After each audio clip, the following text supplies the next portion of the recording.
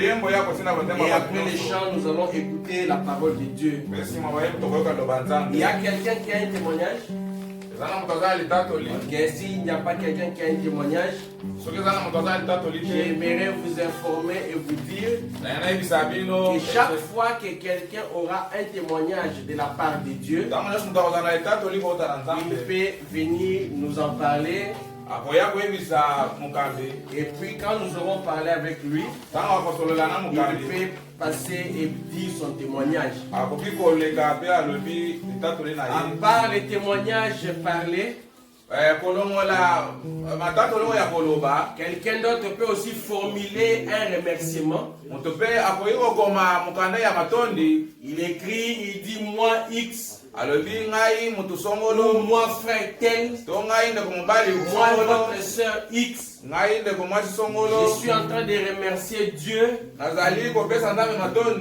parce que il m'a gardé. Il m'a gardé et il m'a donné la vie. Ou il a fait ceci pour moi, il a fait cela pour moi. C'est ça, c'est qu'un chrétien, un homme dans la maison de Dieu est censé faire. Donc, c'est par exemple un témoignage que je vous dis ce matin. Un remerciement que je vous dis pour attirer l'attention de tout le monde ici. C'est que le fait que vous puissiez dormir et vous réveiller, c'est déjà un grand témoignage. Beaucoup de gens pensent que dormir, se réveiller, c'est une habitude. Mais laissez-moi ce matin vous ériger en porte-à-faux. Laissez-moi vous opposer à cette pensée. Je vous oppose, vous, à cette pensée qui croit que dormir et se réveiller, c'est une habitude. Si dormir et se réveiller était une habitude, le maréchal Mobutu ne serait pas endormi jusqu'aujourd'hui. Si dormir et se réveiller était une habitude, Mouzé Kabila ne serait pas en train de dormir jusqu'à ce matin.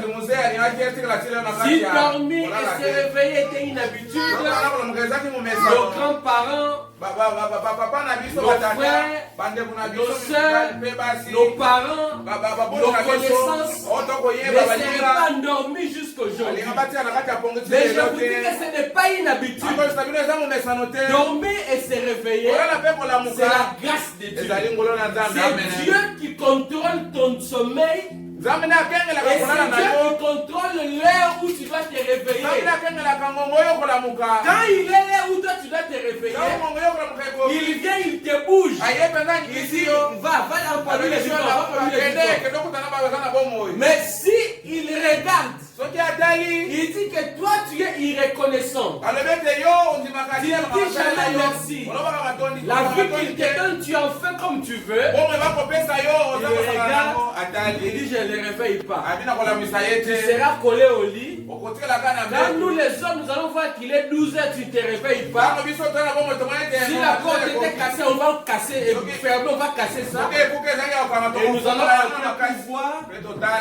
appeler la police. Nous allons payer les médecins pour qu'on puisse t'acheminer dans un petit carré d'environ 30 cm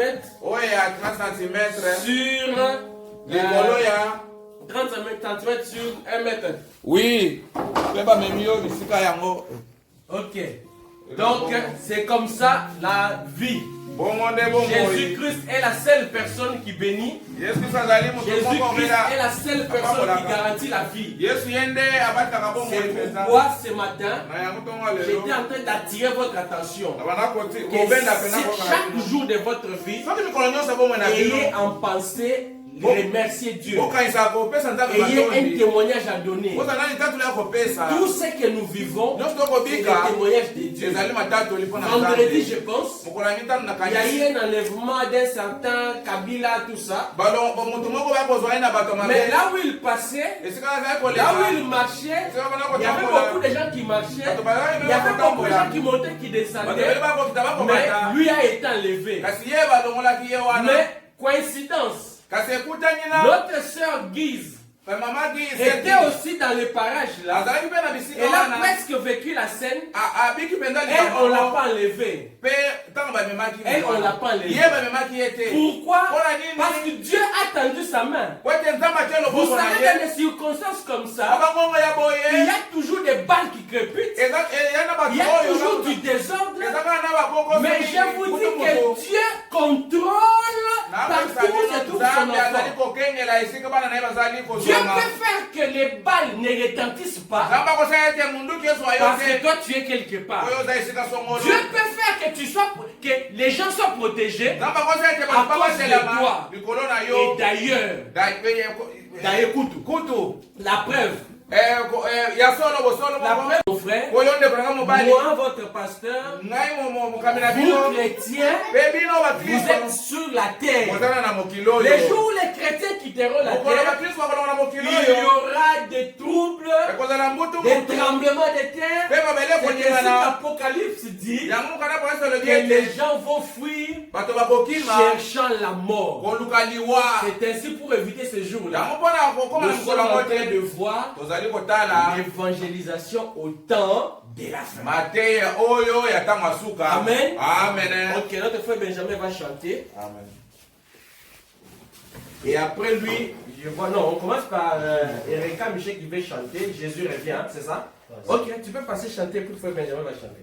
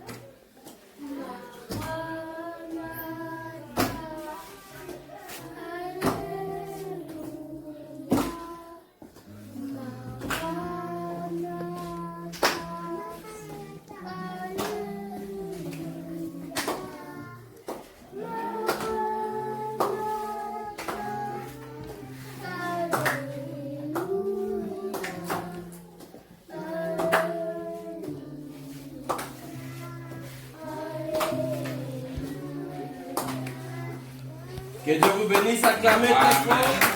Que Dieu vous bénisse politiquement. Ah, j'apprécie beaucoup cela. Parce que j'ai détecté des enfants qui ont de belles voix ici. Il y a Erika, il y a Lys Shadrach chante aussi très très bien. Donc, un enfant de Dieu doit toujours chanter pour Dieu. Donc, et puis j'entends, je suis en train d'attendre de voir que tous les enfants qui sont ici, vous puissiez chanter pour Dieu. Frère Benjamin. Que Dieu vous bénisse. Amen.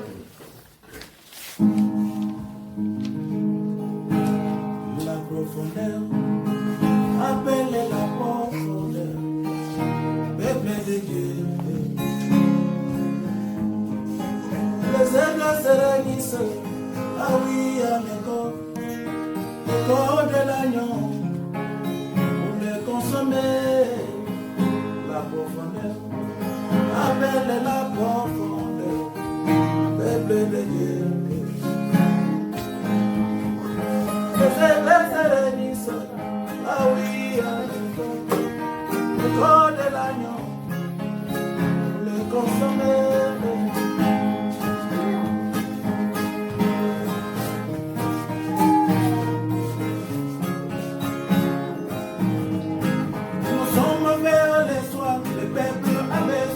Souper, mais vous lui donnez les déjeuners.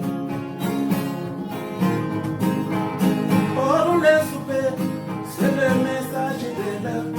Le schéma William, Marion, Dana, la profondeur. Appelez la profondeur, peuple bégué.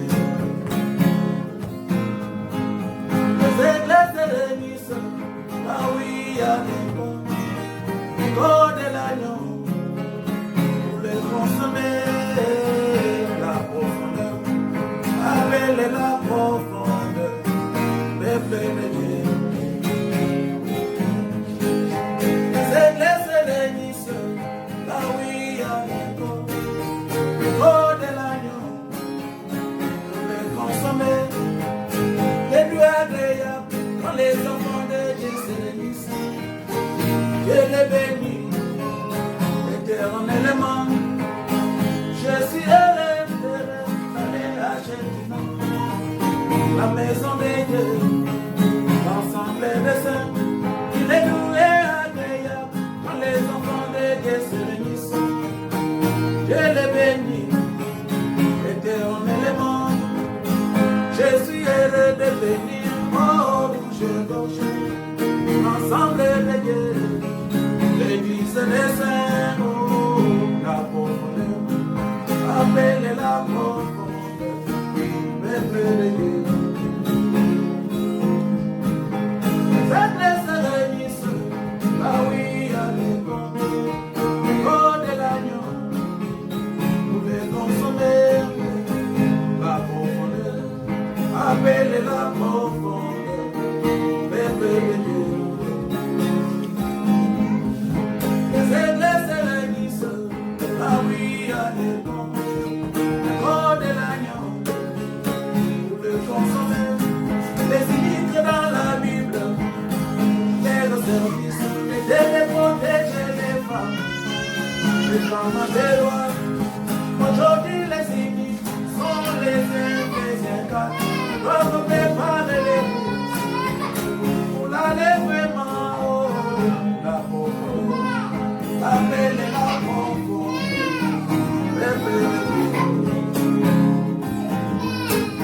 Les églises se réunissent, ah oui, à l'école, le corps de l'agneau, pour le consommer, la profondeur. Appelez la profondeur, peuple de Dieu. Les églises se réunissent, ah oui, à l'école. Le corps de l'agneau, pour les consommer, nous sommes vers les hommes, le peuple a besoin de souper. Alléluia. Pour lui donner le déjeuner. Oh, pour les souper, c'est le message de l'heure, prêché par William, Marion, Lana, la profondeur, appelez la profondeur, peuple de Dieu.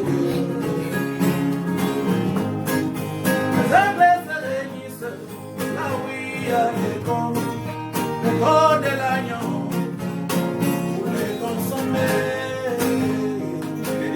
Que Dieu bénisse richement. Ok, là maintenant nous allons chanter. Mais avant de chanter, je vais faire remarquer quelque chose.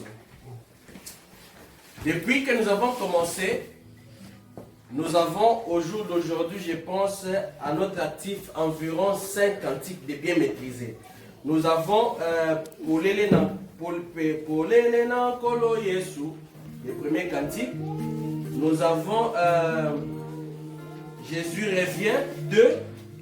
Nous avons Dieu Tout-Puissant 3. Et nous avons appris un cantique. Un beau matin, quand tout sera fini, je m'envolerai. C'est le 4e cantique. Et nous avons appris si riche, si profond. Alors, j'ai condensé tous ces cantiques dans ces petits papiers que vous voyez, ces recueils. C'est ainsi que tout le monde en a. Alors, le conducteur des chants, notre frère Benjamin, lui, par l'inspiration de Dieu, arrange et nous fait chanter selon que Dieu l'a conduit ces jours-là. Mais si vous regardez dans les recueils ici, il y a d'autres chansons qu'on n'a pas encore chantées, que nous sommes en train de continuer à apprendre. Et la semaine qui commence ici, nous allons apprendre d'autres cantiques. Donc, parce que ce matin, on a fait un test si riche, si profond, beaucoup de gens chantent déjà. Ceux qui ne connaissent pas, il faut commencer à nous suivre. Que Dieu vous bénisse. Amen. Que Dieu vous bénisse. Amen. Nous allons chanter le cantique Sirch numéro 31. Et la chanson sera cheminée par un autre cantique, l'amour de Dieu. Et après cela, je m'envolerai. Ok.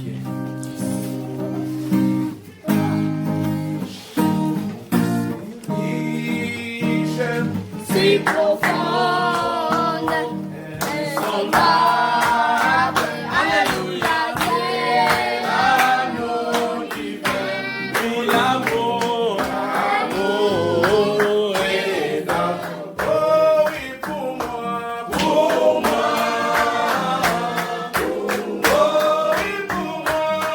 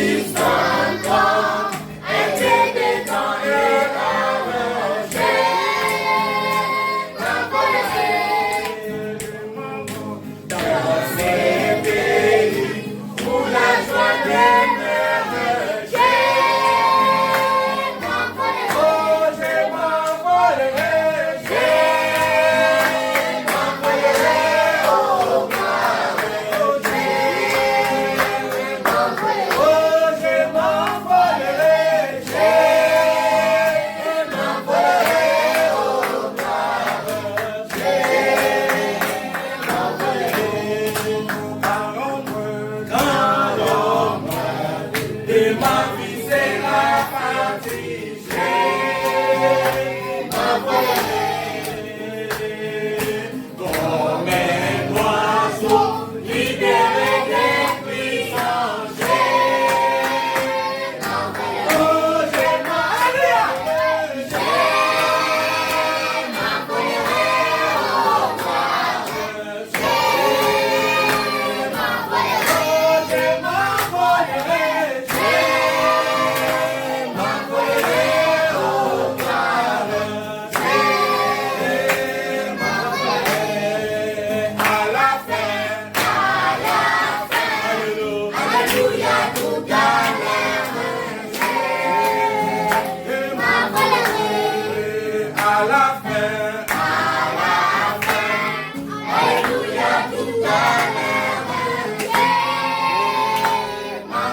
Oh, je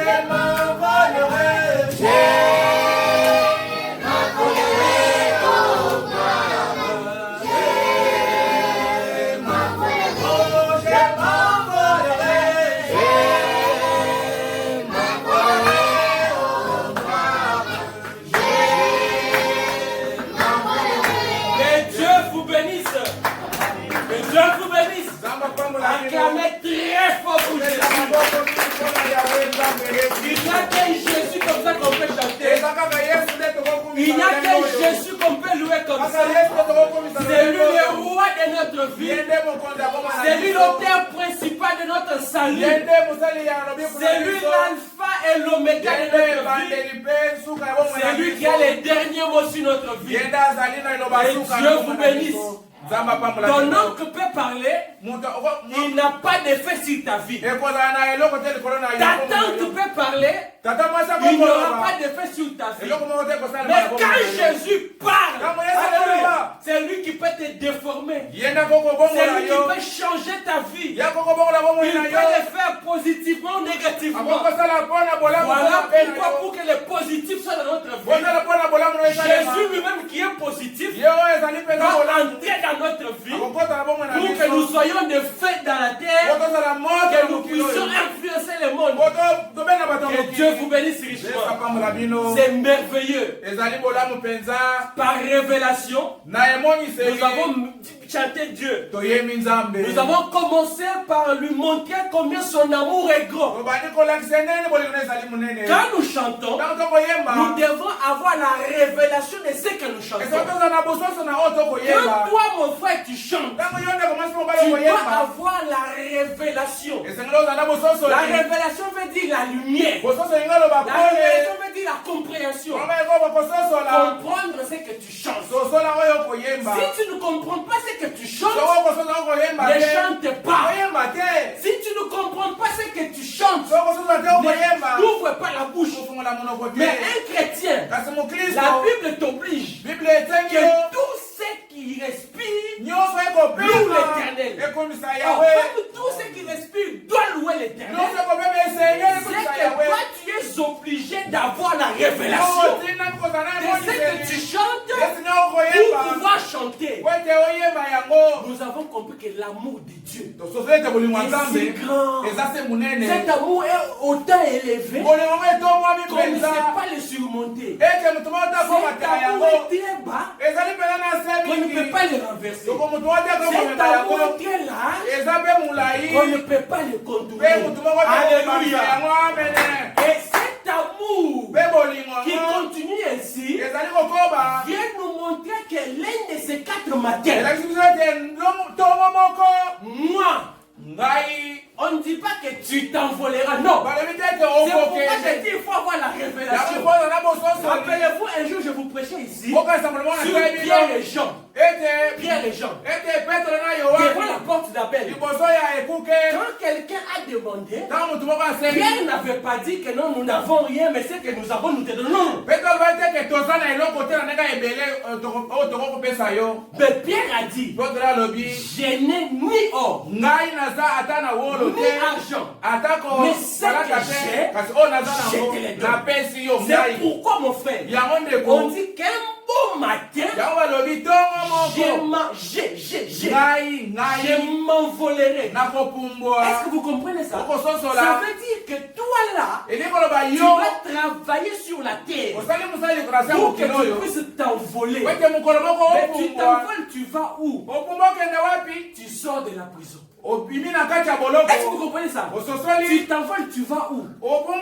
Tu viens d'où? Tu viens d'une prison. Le monde, mes frères, c'est une prison. C'est une prison à ciel ouvert. C'est une prison où nous subissons des choses que nous ne voulons pas. Dieu te promet de pouvoir te faire partie de ce monde. Mais qu'est-ce qui va te faire partie de ce monde? C'est la parole que tu écoutes. Cette même parole que tu écoutes, c'est la même parole qui va t'enlever dans les airs à la rencontre du Seigneur Jésus. Souviens-toi que c'est la même parole que tu écoutes, la même parole qui va t'entretenir. C'est ce qui s'est passé avec Rebecca et Isaac. Je vous ai dit que Rebecca avait donné de l'eau au chameau. Ce sont les mêmes chameaux que Rebecca avait abreuvés. Ce sont ces chameaux-là qui sont arrivés à la transporter. Ce sont ces chameaux-là qui l'ont amené vers la maison de son mari, vers son époux. C'est pourquoi la parole que nous écoutons, nous devons la mettre en pratique. Nous devons l'actionner pour qu'elle devienne substance réelle et qu'un jour elle puisse nous enlever. Et je suis content pour plusieurs choses. Une fois, j'ai parlé avec mes croyants. Je leur disais que j'interprète aussi votre pensée ce matin. Je leur disais, je ne suis pas en train d'avoir ou d'approuver. Je n'approuve pas. Le fait que tu entres dans une église, quand on veut chanter, levez-vous, ça, je n'ai pas vu un modèle biblique comme ça. Je ne vois pas un modèle chrétien comme ça. Je suis plutôt en train de voir un Dieu qui dit que tout ce que vous faites, faites-les pousser par l'esprit. Mais est-ce que quand on chante, on dit lèvons-nous tous, nous allons chanter Dieu? C'est comme si pour louer Dieu, il faut seulement s'élever. Vous comprenez ce qu'on dit? C'est comme si louer Dieu signifie il faut s'élever. Non, nous ne sommes pas les Sud-Africains. Nous ne sommes pas les Sud-Africains. Les Sud-Africains, c'est eux qui sont toujours dans la chose. Vous comprenez? Ils sont toujours... Mais au Congo, où si vous allez en France, où ils sont polis, ils sont calmes. Maintenant, comment évoluer Dieu? Si vous leur demandez de s'élever, c'est comme si vous êtes en train de leur donner du corvée. C'est comme si vous les imposez. C'est pourquoi la Bible dit tout ce que vous faites, faites-les pousser par l'esprit. Ça veut dire que quand on dit nous allons chanter Dieu, c'est lui qui a le devoir d'entonner les cantiques. Lui, il se tient là et il entonne. Pendant que les gens sont en train de chanter, nous chantons à qui? Nous chantons à qui? À Jésus-Christ, n'est-ce pas? C'est Jésus-Christ-là, son esprit va descendre dans chacun. S'il saisit quelqu'un, il sent que moi je dois me lever pour louer mon Dieu, il s'élève. Si l'autre sent que moi je dois rester assis en train de louer Dieu, en train de battre mes mains fort, il le fait. Si un autre sent que là où moi je suis ici, je dois commencer à taper par terre, il le fait. Parce que Dieu est Dieu de variété. Dieu n'est pas un Dieu uniforme. Dieu n'est pas un Dieu à laquelle le. Un Dieu où on aligne tout le monde. Faites ça. Faites ça. Non, l'uniforme de Dieu, c'est le Saint-Esprit. Quand le Saint-Esprit est dans un homme, il le pousse à faire selon ce qu'il veut. J'ai vu des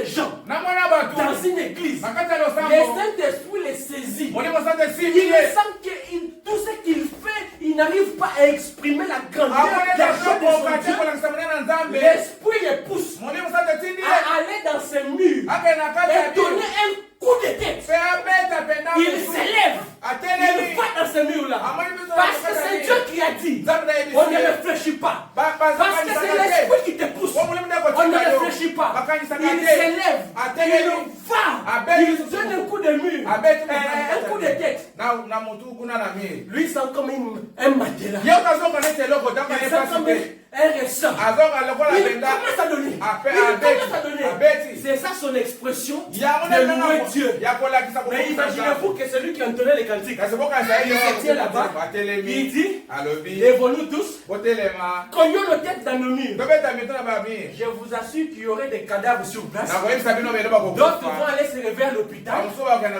Pourquoi? Ça, c'est la conduite de l'homme. À chaque fois que l'homme met sa main dans l'histoire de Dieu, à chaque fois que l'homme met sa main dans l'affaire de Dieu, c'est la mort qu'il crée. Souvenez-vous d'Ève au jardin d'Éden. Souvenez-vous de Moïse, lui qui était mandaté de Dieu, lui qui était né prophète, mais il a mis sa pensée dans l'œuvre de Dieu. Il a tué. Vous comprenez? Il fallait qu'il attende la colonne de feu, les puissants ardents, pour qu'il puisse maintenant agir selon le plan de Dieu. Si je vous ai dit ça, c'est pour vous enseigner et vous montrer que nous faisons tout selon l'esprit de Dieu. J'ai vu Nicolas s'élever, chanter à sa manière, c'est correct. J'ai vu Esther s'élever, louer Dieu, chanter à sa manière, c'est correct. J'ai vu quelqu'un là-bas, chacun s'est levé. Cela n'est pas contraire à la parole. Mais ce qui est contraire à la parole, c'est on dit lèvez-vous. Nous allons aller tous comme ça. Et puis nous allons rentrer comme ça. Nous allons faire comme ça. Dieu ne fait pas ça. Alléluia. Amen. Que Dieu vous bénisse. Oh, alléluia. Amen. Est-ce que vous êtes dans la joie? Est-ce que vous êtes là? Ok. Nous allons maintenant passer à l'audition de la parole de Dieu. Mais avant l'écoute de la parole de Dieu, nous avons deux personnes à vous présenter. Le premier, je vais parler à ce qui les concerne. Et le deuxième, il va lui-même parler. Il a de l'âge. C'est un adulte. On ne peut pas montrer un adulte comment parler. C'est à un bébé comment parler. Alléluia. Que Dieu vous bénisse. Amen. Alors, depuis jeudi, ou même je dirais dimanche passé, Dieu est en train de réaliser et d'accomplir des grandes choses parmi nous ici. J'ai été contacté dimanche passé. Nous avons parlé avec un parent.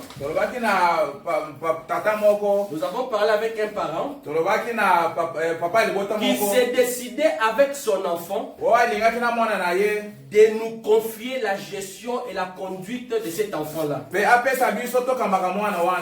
Alors, il s'agit ce matin d'un nouveau venu. Est-ce que ce matin dans l'église, vous voyez quelqu'un de nouveau? Est-ce que vous voyez nouveau? Maman Charlotte? Vous ne voyez personne de nouveau? Vous voyez, n'est-ce pas? Okay. Nous avons deux personnes. Un, j'ai dit là, de là, je parlerai à lui-même. Nicolas peut nous aider avec la caméra. Pendant que tu filmes, il va reprendre la caméra. Il va passer ici devant. J'ai bien dit Gracien. Tu peux passer devant. Vous le voyez? Vous l'avez bien vu? Regardez-le bien. Le frère, il s'appelle Gracien Mbombo. Depuis ces jours, je vous informe officiellement qu'il est désormais membre de notre église. Souvenez-vous, au début, je vous avais dit, moi, Dieu m'a donné seulement une vision. Et dans sa vision, il m'a dit, toi commence. Les noms. Les noms. Le sud,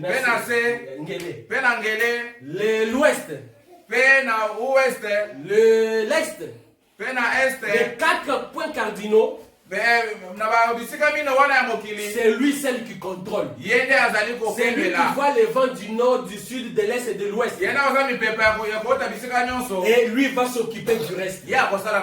Et nous sommes en train de voir chaque jour cette parole, cette vision s'accomplir. La fois passée, il nous a envoyé notre frère Joseph dans la boule, mais qui a interprété une fois ici. Il va venir, il est momentanément empêché, il va venir. Et après, il a suscité quelqu'un d'autre, l'interprète frère Benjamin.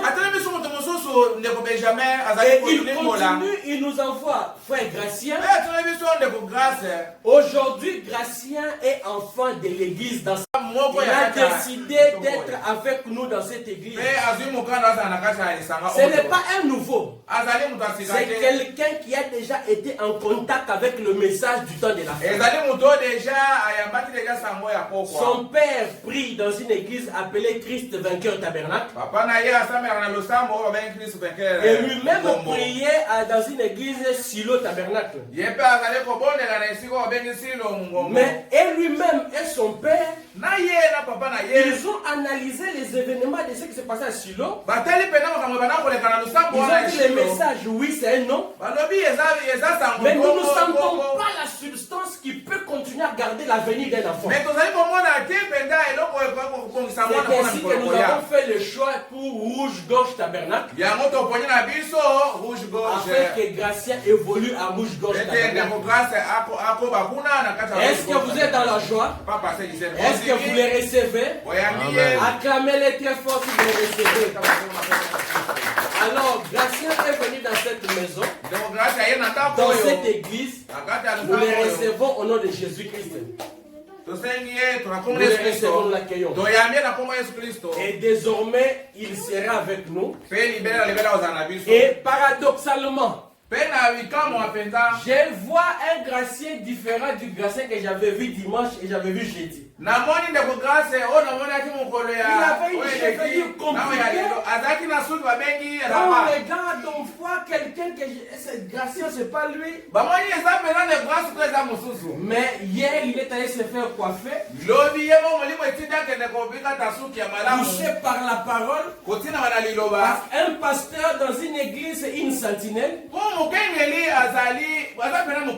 il voit quelque chose qui ne marche pas, l'épée de la parole est avec lui dans sa main.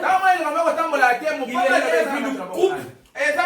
Il tranche pour que ce qui n'est pas de Dieu parte. C'est comme un médecin quand il veut faire la circoncision. Il enlève la partie de trop. Et Gratien avait des cheveux de trop. J'ai pris la parole, j'ai lu, ils étaient ensemble avec d'autres bien-aimés et il a appliqué la parole. C'est pourquoi tout le monde, les pasteurs, vous, qui que ce soit, nous nous courbons sous la parole de Dieu. Je vais vous le montrer dans la semaine ou bien les jours qui suivent. Un chrétien, un homme ne peut pas avoir une chevelure comme ça, il le fait beaucoup là-bas. Beaucoup de cheveux. La longue chevelure est réservée à la femme. Alléluia. Gratien était aussi comme ça. Et aujourd'hui, il a baissé sa chevelure. Et acclamons pendant qu'il rentre pour récupérer sa place. Et Dieu vous bénisse richement. Et avant de poursuivre, pénétrer dans la parole, nous allons maintenant appeler un adulte. Un homme qui a de l'âge, un homme qui sait lui-même parler, il n'a pas besoin qu'on donne un témoignage à sa place. Il a les mots justes qu'il faut. Il a tout ce qu'il faut pour pouvoir s'exprimer sans balbutier, sans perdre de mots, et se faire comprendre de manière intelligible. Pendant qu'il s'élève, nous applaudissons pour l'accueillir. C'est le révérend Béni Kassanda.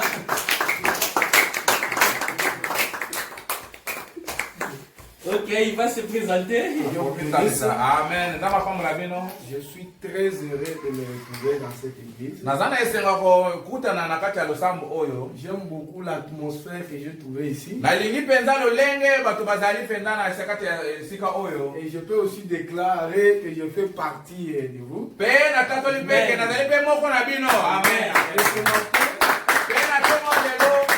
Nous n'avons pas un programme de venir ici. J'avais un programme de visiter quelqu'un quelque part. Arrivé chez lui, je pensais même venir de passer par ici. Et quand je suis venu, avec l'atmosphère et l'esprit qui est dans le pasteur, cela m'a fait du bien. Et en plus, je suis en train d'acclamer aussi sur le sujet l'évangélisation au temps. Et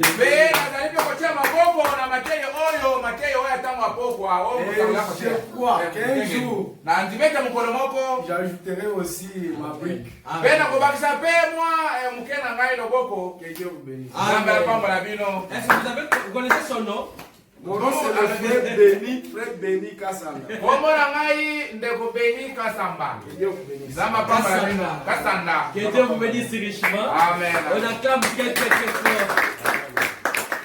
Vous savez, les grands hommes de Dieu, ils sont toujours simples, avec une attitude effacée. Mais c'est un grand homme. Vous savez, la lune, le soleil, c'est quelque chose de très grand, de très fort, de très puissant. Mais quand le soleil se lève à l'est,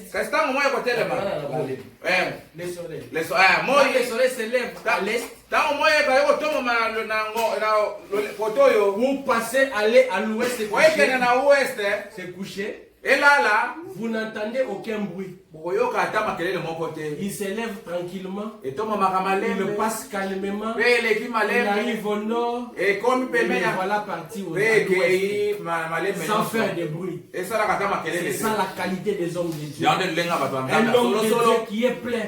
Un homme de Dieu qui a quelque chose dans lui. Il ne fera pas beaucoup de bruit. Mais il faut seulement le voir et l'écouter. Vous allez puiser la profondeur de Dieu.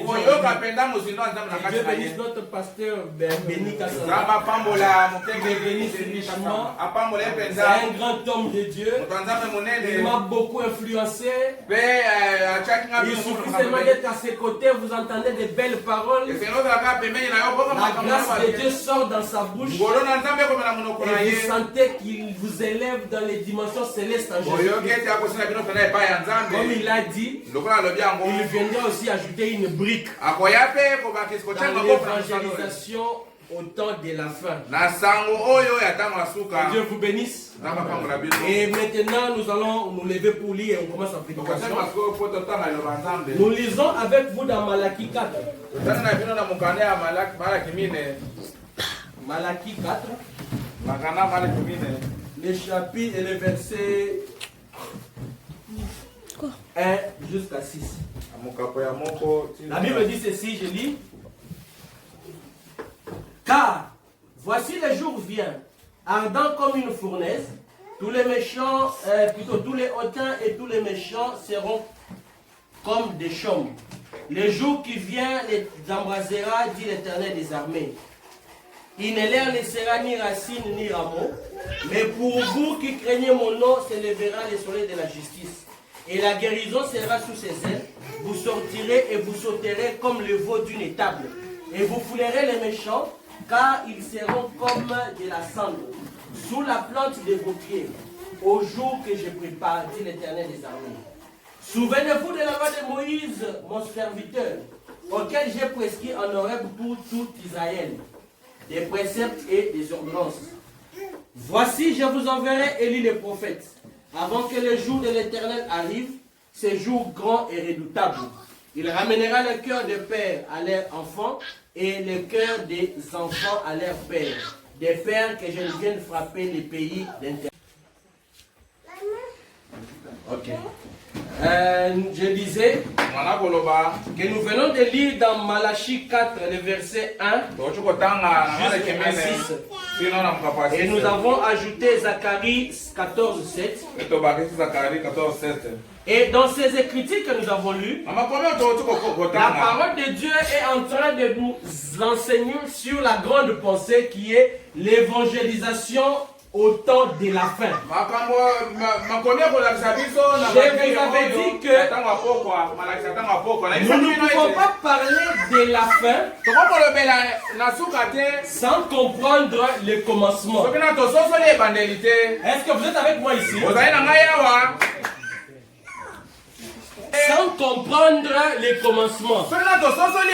Et par la grâce de Dieu, depuis dimanche passé, nous avons vraiment eu le temps de vous montrer les débuts. Ça veut dire que pour parler de la fin, il faut que nous puissions comprendre les commencements. N'est-ce pas ça? C'est pas ça? Pour faire un récapitulatif, je voudrais ensemble avec moi que vous puissiez me dire qu'est-ce que vous avez retenu du commencement. Parce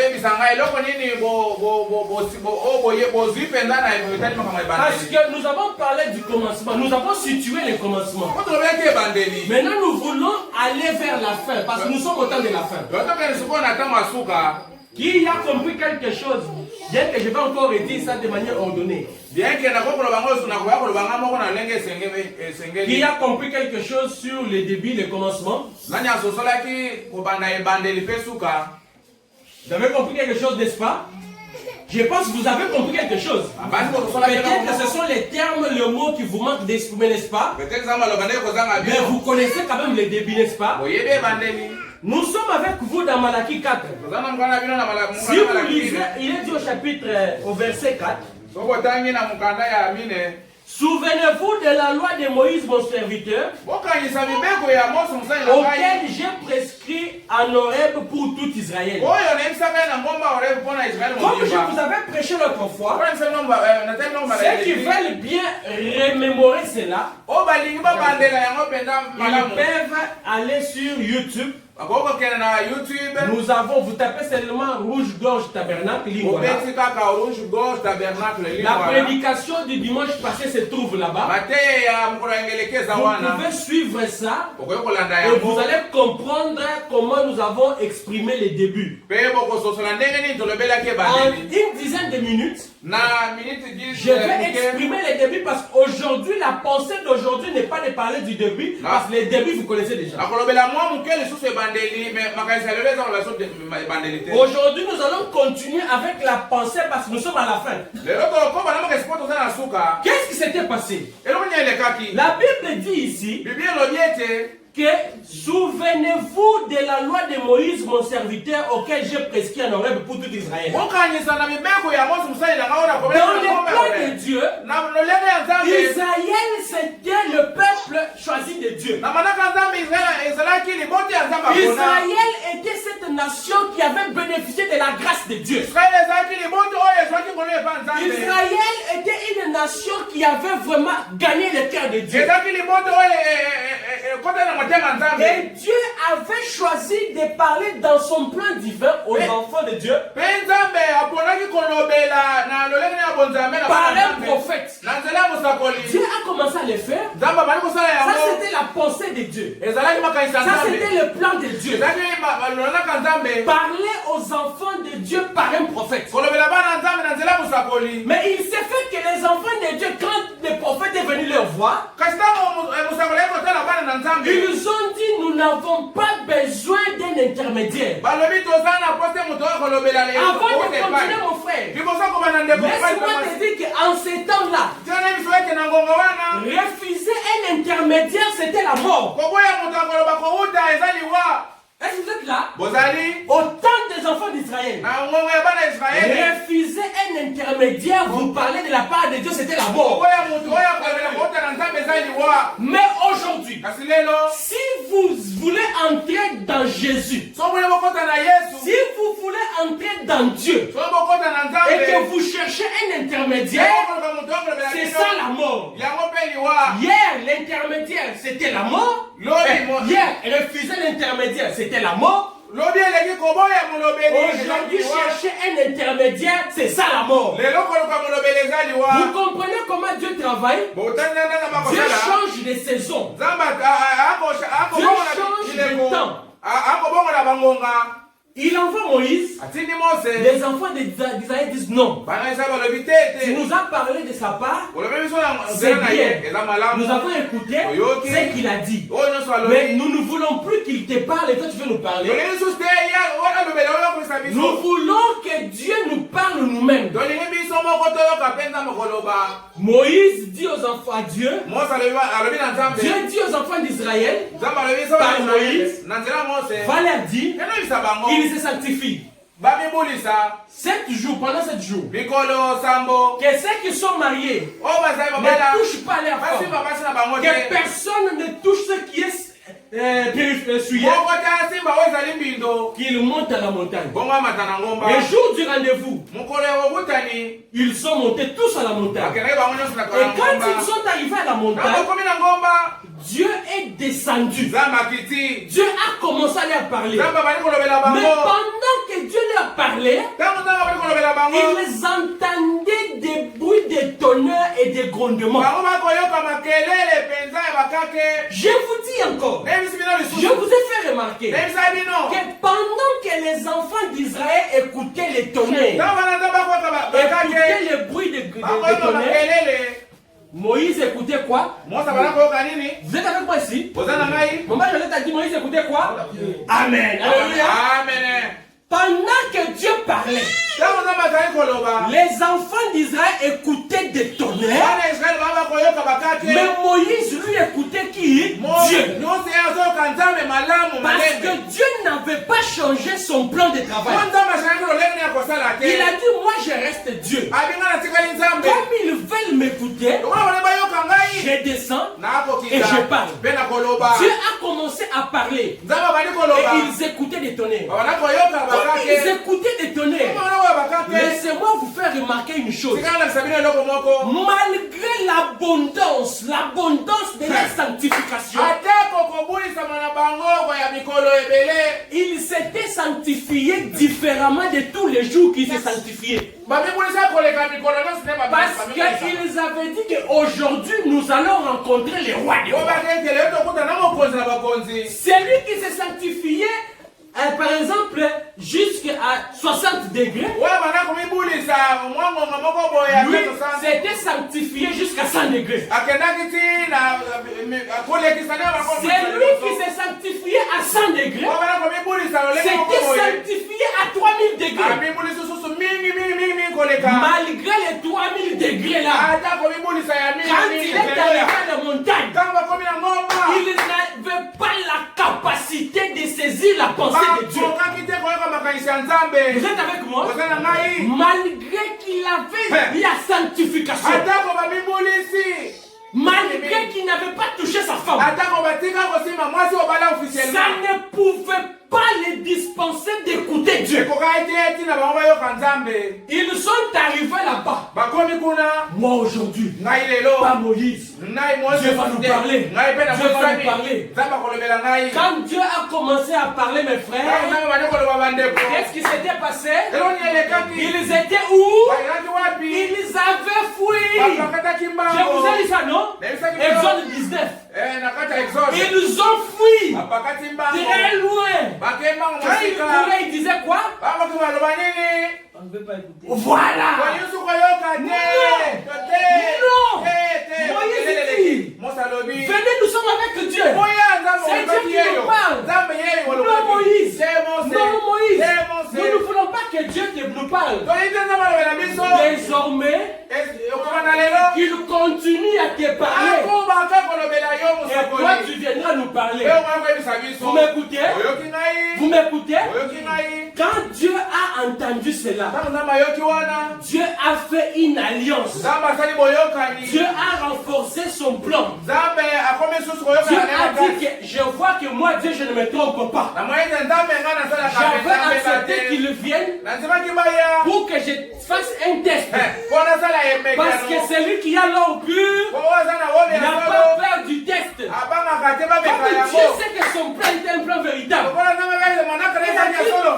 Pas de problème.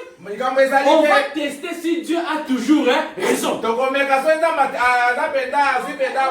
Nous allons tester si Dieu a toujours raison. Mes frères et sœurs, entre le choix de Dieu parler à un prophète qui était à ce moment-là Moïse et le choix du peuple que Dieu leur parle tous. Quand nous sommes passés à l'épreuve, test par 9, qui avait raison? Dieu ou le peuple? Qui avait raison? Dieu ou le peuple? Voilà. Nous trouvons que Dieu avait toujours raison. Qui avait changé? Qui a changé? Amen, c'est le peuple, vous voyez? Dieu lui est resté Dieu. Il parlait toujours à Moïse et Moïse venait parler au peuple. Mais le peuple a refusé. Le peuple a dit non. Plus Moïse, Dieu lui-même. Ils arrivent. Quand Dieu descend, ils font quoi? Ils changent et ils fuient. Mon frère, ma soeur, c'est pourquoi je te réveille ce matin. N'écoute jamais un homme. N'écoute jamais une personne de la terre te parler. Mais écoute un homme qui parle de la part de Dieu. Est-ce que c'est clair? N'écoute jamais un homme te parler. Mais écoute Dieu te parler au travers d'un homme. C'est la seule manière que Dieu avait choisi. Depuis les temps anciens, il n'a jamais choisi, il n'a jamais changé. Dieu ne te parlera jamais par un cheval. Dieu ne te parlera jamais par un bouc. Dieu ne te parlera jamais par un chien. La chose la plus difficile, la chose la plus difficile que l'homme ne sache faire, c'est d'écouter son prochain. Maintenant, comme Dieu sait que l'homme ne fait pas confiance à son prochain, Dieu oblige l'homme. Dieu oblige l'homme d'écouter un homme lui parler de la part de Dieu. Alléluia. Qui était Moïse? Moïse était qui? Un homme né de la femme et né d'un homme. Mais Dieu force le peuple d'Israël à écouter Moïse. Quand bien même ce peuple refuse, quand tu nous montes vers le Dieu, Dieu les rappelle aux hommes. Malgré tout ce que vous ferez, Moïse avait déjà été créé avec une constitution, avec une capacité d'entrer dans Dieu, de résister dans la présence de Dieu, d'écouter les tonnerres qui se transforment. Dieu est le seul interprète de sa parole. Quand Dieu parlait, il interprétait directement sa parole à Moïse dans les termes qu'il faut, dans les termes compréhensibles à l'homme. Et je vous ai montré cela. C'est comme ça que après cela, Dieu a parlé maintenant pour graver son alliance. Dans Amos 3:7. Amos 3:7. Dans Amos 3:7, Dieu dit, car l'Éternel Dieu ne fait rien sans avoir révélé ses secrets à ses serviteurs. Maintenant regardez, depuis que Dieu avait pris cet engagement, cette alliance du mot Horeb est restée une référence mondiale. Horeb, c'est le sommet. de la montagne de Sinaï. Dans la Bible ou bien en Israël, il y a une montagne qu'on appelle la montagne de Sinaï. Et cette montagne de Sinaï a un sommet qu'on appelle le sommet d'Oreb. C'est quand vous allez sur la montagne de Himalaya, il y a le pic qui porte un nom. Je crois que c'est pic Marguerite, je crois. De la même manière, Sinaï aussi avait un pic qu'on appelait Oreb. Et quand Dieu descend, il choisit de descendre sur le sommet. Cela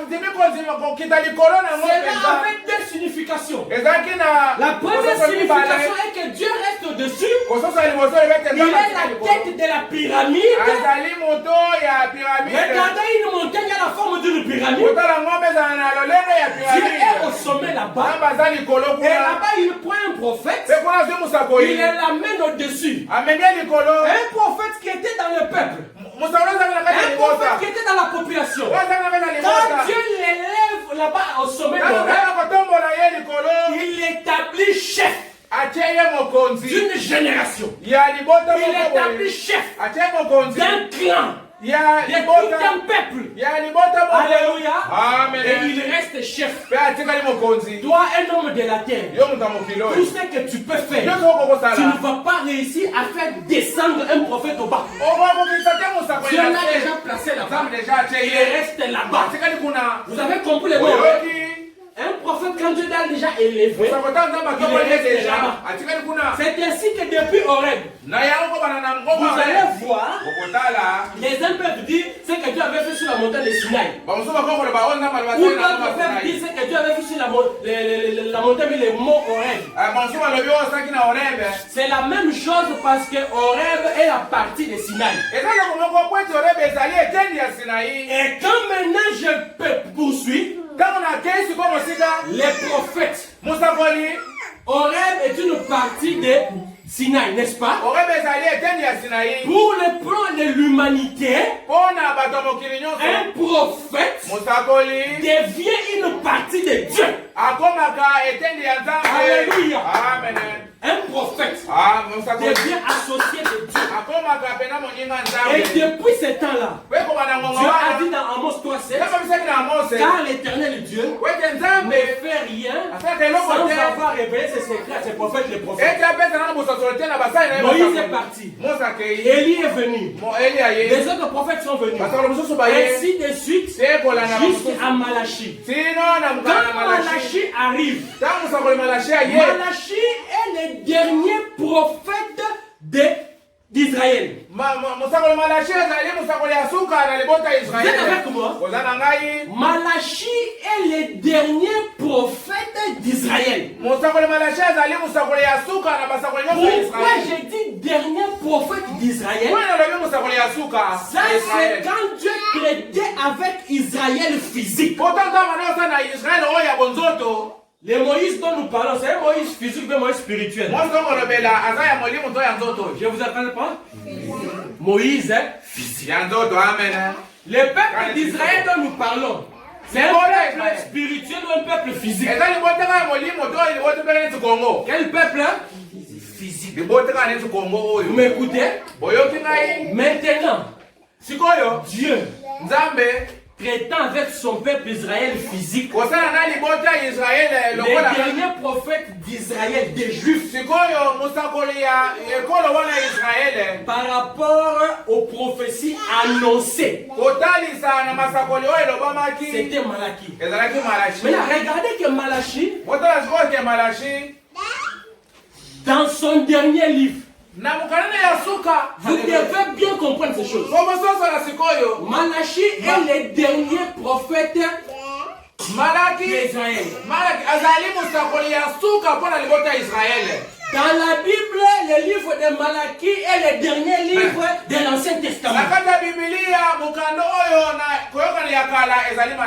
Et la prophète qui concerne les temps de la fin est dans les derniers chapitres du dernier prophètre dans les derniers livres du temps de la fin d'Israël.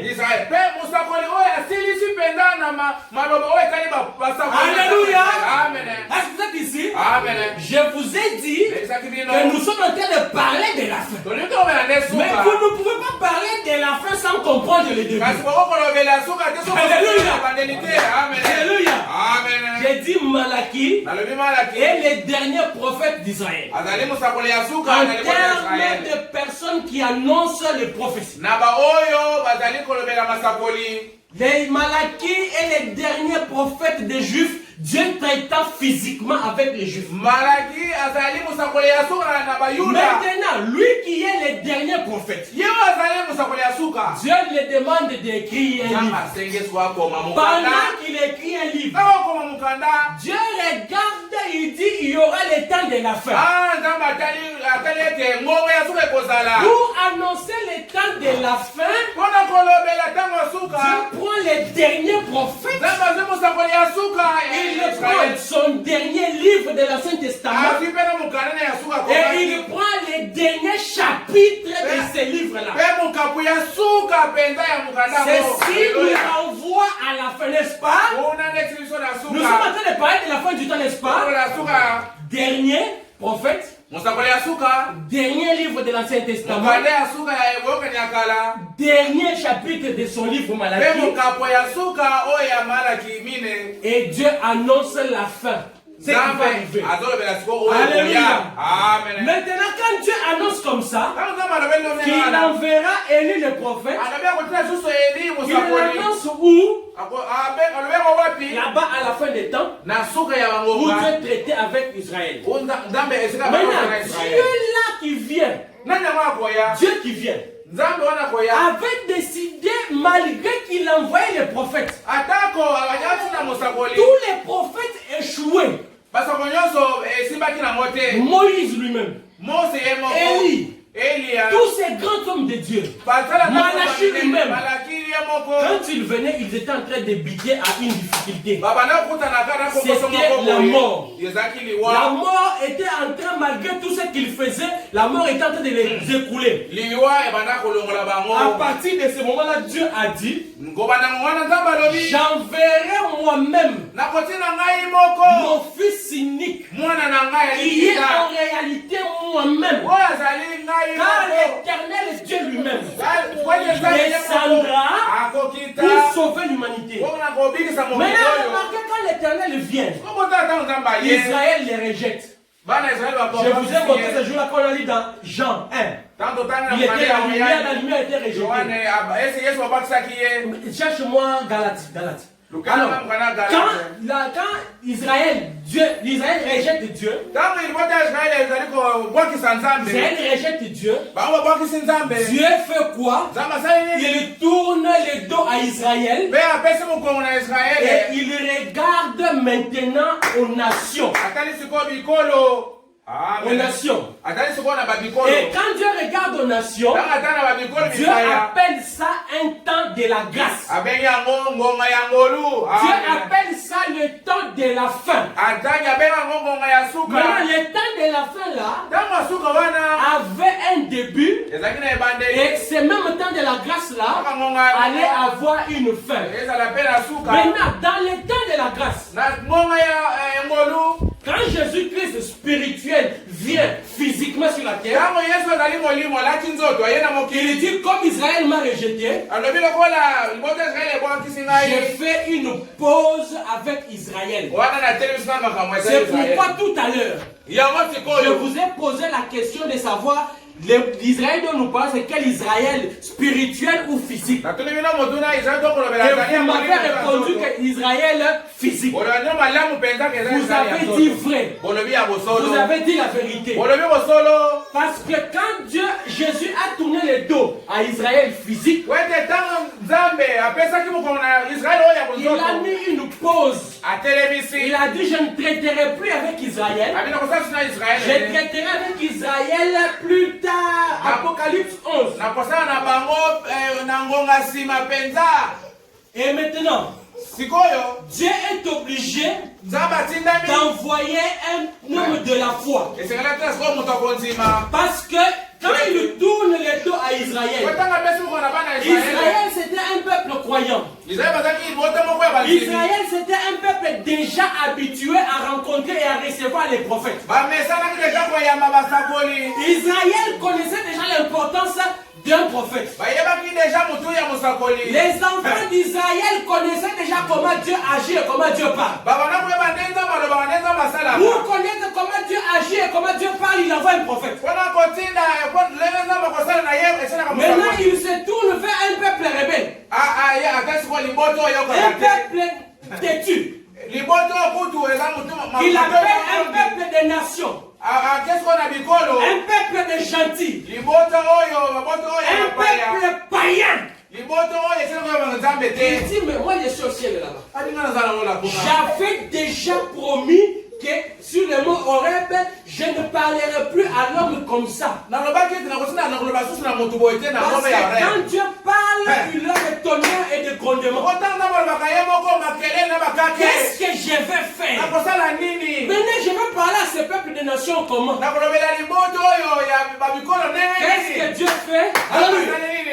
Dieu dit, j'y regarde dans son économie. Il regarde, il voit déjà là-bas. Il voit Job. Il dit non, Job c'est la résurrection. Il regarde Joseph. Joseph c'est la perfection. Il regarde Isaac. Isaac c'est la foi. Alléluia. Isaac c'est les rachats. Il regarde.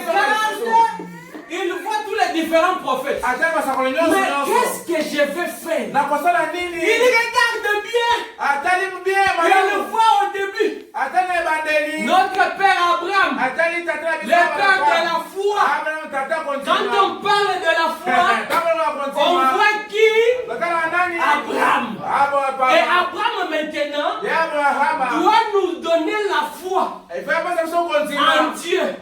Nous c'est qui? Nous là c'est qui? Les païens, les gentils, les hommes des nations qui ne connaissent pas Dieu. Maintenant, il faut qu'Abraham vienne pour nous donner la foi. Mais Abraham était déjà né et mort. Maintenant Dieu nous donne un père Abraham. Il dit, je vous greffe à la foi d'Abraham. Vous devenez les enfants d'Abraham par la foi. Les gens des nations, vous là, vous devenez les enfants d'Abraham par la foi. Or, les enfants d'Abraham par la foi, Dieu les parlait par qui? Dieu les parlait par qui? Par un prophète. Alléluia. Alléluia. Maintenant, tous les prophètes pour Israël sont déjà finis. Ça c'est les nations. Il me faut maintenant encore d'autres prophètes chez ces gens ici des nations. Et je vais traiter avec eux spirituellement. C'est comme ça que par Abraham, nous les gens des nations qui croyons en Jésus-Christ, parce que Jésus-Christ était déjà venu, il était mort et il est ressuscité. Maintenant, les ponts, l'intersection, les points communs, alléluia, les ponts là, il te laisse passer pour entrer dans Israël spirituel. C'est Jésus-Christ. Alléluia. Jésus-Christ vient sur la terre. Il meurt à la croix. Il devient un chemin. C'est pourquoi il dit je suis le chemin, la vie et la vérité. Nul ne peut aller au Père que par moi. Le Père c'est le Père de qui? Les dieux d'Israël, les dieux des Juifs. Maintenant pour aller vers ces dieux des Juifs là, le chemin c'est Jésus. Alléluia. Maintenant au bout du tunnel, quand tu viens, tu entres dans Jésus. Le Père Abraham te reçoit. Il commence à te faire des coaching, des entraînements sur la foi. Et il te montre qui est un prophète. Il t'enseigne qui est un prophète. C'est ainsi que Dieu dans son plan va adopter un homme. Tu es dans Galates 2. Dieu va adopter un homme. Il appelle Paul. Avec Paul. Je peux avoir Galates 2. Ok, Galates 2, chapitre verset 7. 7. Écoutez ce qu'il dit. Dieu adopte maintenant un homme parmi les nations. Il fait de lui un premier prophète. Écoutez. Au contraire, voyant que Galates 2, Galates 2, verset 7. Au contraire, voyant que l'évangile m'avait été confié pour les incirconcis, comme à Pierre pour les circoncis. Vous comprenez? Amen. Pierre était avec Jésus sur la terre. Jésus était venu pour sauver Israël et l'humanité. Jésus était venu pour Israël. Mais Israël le refuse. Pendant que Jésus était en train de traiter avec ces nations, lui croyait qu'il allait les convertir. Maintenant, qu'est-ce qu'il s'est fait? Il dit Pierre, je t'établis apôtre des circoncis. C'est ainsi qu'il lui donne la clé du royaume. Mais les gens pour qui Pierre avait reçu la clé du royaume rejettent Jésus. Il est le clou à la croix. Il dit bon, comme je me pose avec Israël, j'ai choisi les nations. Abraham, père de la foi, il te fait entrer comme Israël. Il choisit. Il copte quelqu'un qui est Paul, à qui il donne l'apôtre, la capacité, le pouvoir d'être apôtre des incirconcis. C'est ainsi que apôtre Paul, avec son temps d'Éphèse, devient le début. Il devient le début de la foi des nations. Le début des païens. C'est ainsi que la Bible dit. Nous sommes assis, fondés, ancrés dans les enseignements des apôtres et des prophètes. Vous m'avez compris? Maintenant, les temps là qui étaient les temps des nations, Dieu les répartit en 7 périodes. Si nous prenons le livre d'Apocalypse 3, vous allez voir dans Apocalypse 3, Dieu commence à parler aux âges de l'église. Écoutez ce qu'il dit. Écrit à l'ange de l'église des Sardes. Vous voyez? Il commence même par Apocalypse 2 là-bas. Si vous prenez Apocalypse 2, vous descendez, vous allez voir, écrit à l'ange de l'église de Thyatire. Vous comprenez? Écrit à l'ange de l'église de Thyatire, écrit à l'ange de l'église d'Éphèse, écrit à l'ange de l'église de Smyrne, écrit à l'ange jusqu'à la Odyssée. Vous me comprenez? Amen. Apocalypse 2 jusqu'à 3, vous descendez. Maintenant, là-bas, Dieu donne des âges, des anges. Les anges dont Dieu donne là sont des messagers. Un ange, c'est un envoyé. Un ange, c'est un prophète. Dieu utilise des prophètes célestes, ou des anges célestes et des anges terrestres. Maintenant, nous, ce qui nous concerne, quand je prêcherai sur les âges de l'église, je vous présenterai l'âge après âge. Sans même parler en détail des âges de l'église. L'autre fois, vous m'avez attesté, vous m'avez dit que vous et moi, nous croyons que nous sommes au temps de... Maintenant, comme nous sommes au temps de la fin, nous devons maintenant parler de l'évangélisation autour de la fin. C'est alors que je vous ai dit, on ne peut pas parler de l'évangélisation sans comprendre l'évangile.